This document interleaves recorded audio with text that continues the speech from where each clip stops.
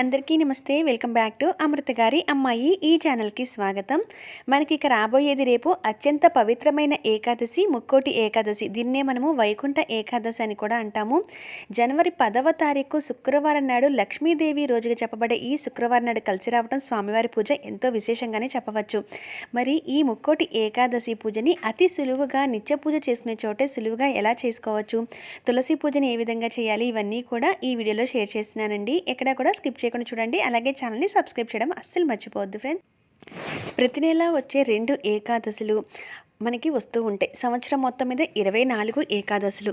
ప్రతి నెల మనం ఏకాదశి వ్రతాన్ని ఆచరించలేకపోయినా, ఉపవాసం ఉండకలేకపోయినా, ఈ ఒక్క ఏకాదశికి స్వామికి పూజ చేసుకోవడం వల్ల 3 కోట్ల ఏకాదశి వ్రతాన్ని ఆచరిస్తే ఎంత ఫలితమైతే వస్తుందో, ఈ పూజ ద్వారా మనము ఈ ఏకాదశి ద్వారా అంత పుణ్యాన్ని సంపాదించుకోవచ్చు.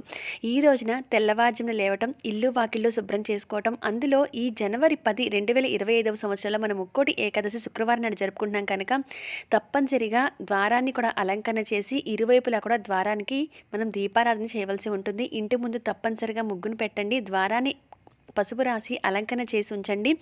ఆ తర్వాత నిత్య పూజా మందిరంలో మీరు నిత్యమైతే ఎక్కడైతే పూజ చేసుకుంటారో అక్కడ ఈ పూజను చేసుకోవచ్చు. లేదంటే సపరేట్గా పీఠం పేటైనా మీరు ఈ ఏర్పాట్లు అనేవి చేసుకొని మనము స్వామివారి పూజకి చేసుకోవచ్చు. ఇలా స్వామివారిని వెంకటేశ్వర స్వామి, లక్ష్మీదేవి అమ్మవారినైనా లేదా విష్ణుమూర్తి లక్ష్మీదేవి స్వరూపంగా అయినా విగ్రహాలు కానీ చిత్రపటాలు కానీ ఎలా ఉన్నా స్వామివారికి పూజ అనేది చేసుకోవచ్చు. ఈ ఏకాదశి పూజని బ్రహ్మముహూర్తంలో చేస్తే చాలా మంచిది. అలా కుదరని పక్షాన మనము 11 లోపలైనా ఉదయం పూజ చేసుకోవచ్చు. అలాగే సాయంత్రాలు కూడా ఈ పూజని ఈ రోజంతా కూడా మనకి ఏకాదశి తిథిగానే భావిస్తాం. మనకి జనవరి 9వ తారీఖు 11:56 నుంచి ఉదయం ప్రారంభమైన ఈ ఏకాదశి తిథి జనవరి 10వ తారీఖు ఉదయం 9:45 వరకు ఉన్నా కూడా సూర్యోదయానికి తిథి ఉండటం వల్ల ఈ రోజంతా కూడా ఏకాదశిగానే జరుపుకుంటూ జనవరి 10న మనం ముక్కోటి ఏకాదశిని జరుపుకుంటాం. ఈ రోజు ముక్కోటి దేవతలందరికీ కూడా స్వామివారు ఉత్తర ద్వార దర్శనాన్ని కల్పిస్తారట.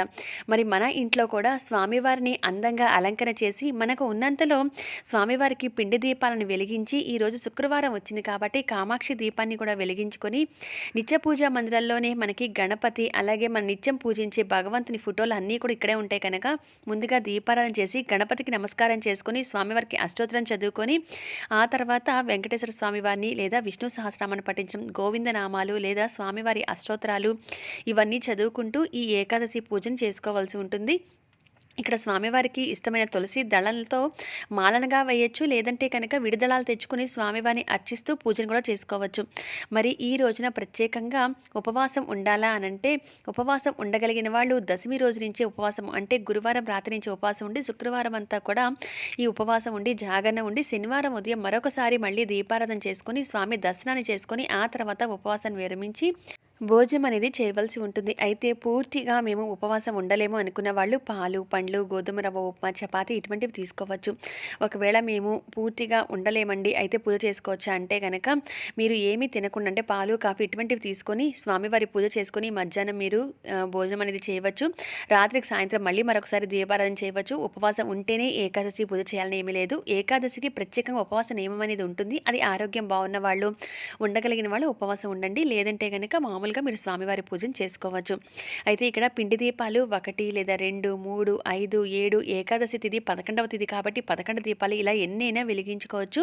అలాగే రాతి గౌరమ్మ ఉంటే కనుక తప్పనిసరిగా శుక్రవారం నాడు గౌరీదేవిని కూడా పూజిస్తే చాలా మంచిది కాబట్టి ఇటు లక్ష్మీదేవి స్వరూపంగా అమ్మవారిని భావిస్తూ ఇక్కడ పూజ అనేది చేసుకుంటూ ఉంటాము. స్వామివారి గోవిందనామాలు అష్టోత్తరాలు ఎలా అయితే చదువుతామో ఈ రోజున కనకధార స్తోత్రాన్ని పఠించడం, విష్ణు సహస్రనామం అలాగే మహాలక్ష్మాష్టకం, శ్రీ సూక్తం చదివితే కనుక అటువంటివి చాలా మంచిది. ఒకవేళ మీకు చదవడం రాకపోతే వింటూ అయినా పూజ చేసుకోవచ్చు. ఇక్కడ అమ్మవారికి శుక్రవారం నడిచింది కాబట్టి మంగళకరమైన వస్తువులతో కూడా ఈ విధంగా పూజను చేసుకోవాల్సి ఉంటుంది.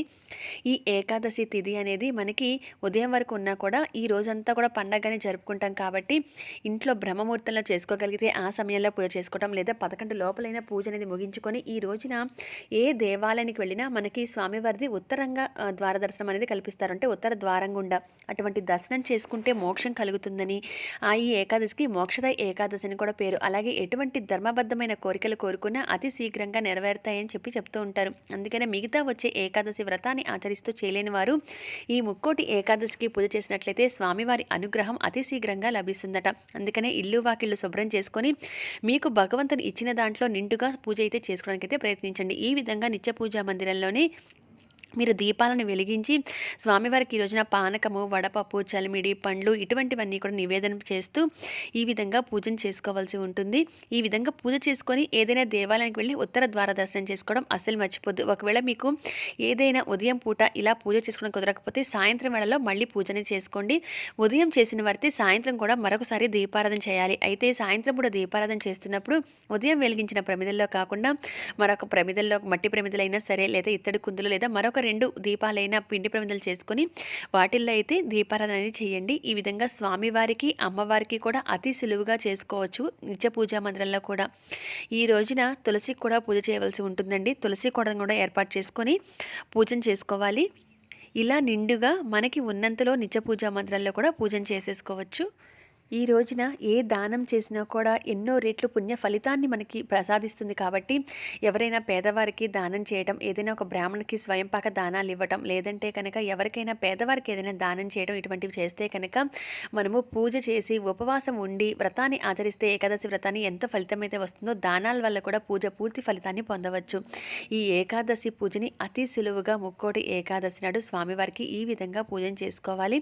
విడిగా ప్రత్యేకంగా పీఠం పెట్టిన వారైతే కనుక సోమవారం ఆ పీఠాన్ని కదపకండి. శనివారం ఉదయం మరొకసారి దీపాన్ని స్వామివారికి వెలిగించి ధూపం చూపించి ఏదైనా అష్టోత్తరం క్లుప్తంగా చదువుకొని స్వామివారికి అష్టోత్తరం చదివి క్లుప్తంగా పూజ చేసుకొని ఏదైనా పండు పాలు నివేదన చేసి ఆ తర్వాత పూజాపీఠాన్ని మీరు శనివారం కదుపుకోవాలి. శుక్రవారం కదపకండి. నిత్య పూజా మందిరంలో అయితే కనుక మీరు 2 పూట్ల దీపారాధన, ప్రత్యేకంగా పీఠం పెట్టిన 2 పూట్ల దీపారాధన చేయవలసి ఉంటుంది.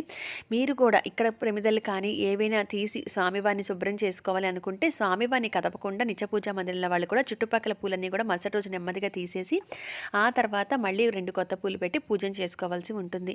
ఈ విధంగా అతి సులువుగా ముక్కోటి ఏకాదశి రోజు పూజని చేసుకోవాలి.